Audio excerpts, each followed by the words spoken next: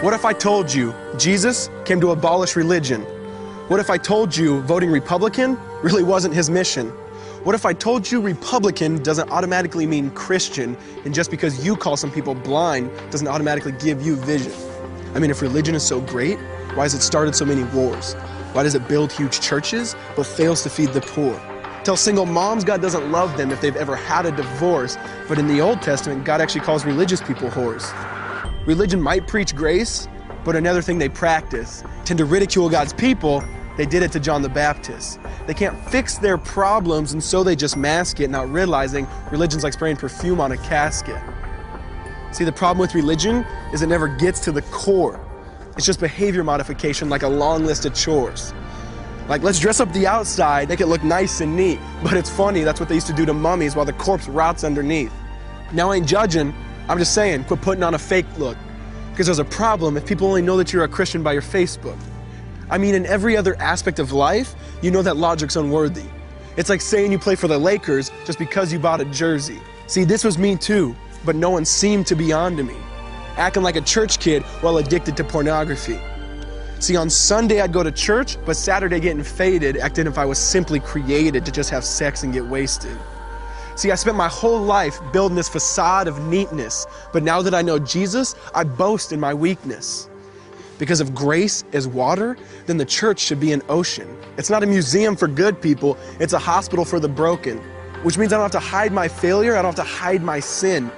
Because it doesn't depend on me, it depends on Him. See, because when I was God's enemy, and certainly not a fan, He looked down and said, I want that man. Which is why Jesus hated religion, and for it He called them fools. Don't you see so much better than just following some rules? Now let me clarify. I love the church, I love the Bible, and yes, I believe in sin. But if Jesus came to your church, would they actually let Him in? See, remember He was called a glutton and a drunkard by religious men. But the Son of God never supports self-righteousness, not now, not then. Now back to the point, one thing is vital to mention. How Jesus and religion are on opposite spectrums. See, one's the work of God, but one's a man-made invention. See, one is the cure, but the other's the infection. See, because religion says do, Jesus says done. Religion says slave, Jesus says son. Religion puts you in bondage, while Jesus sets you free.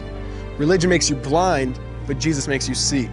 And that's why religion and Jesus are two different clans.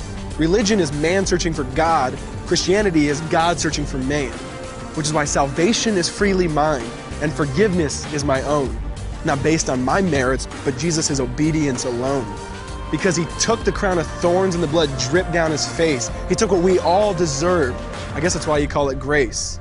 And while being murdered, He yelled, Father, forgive them. They know not what they do.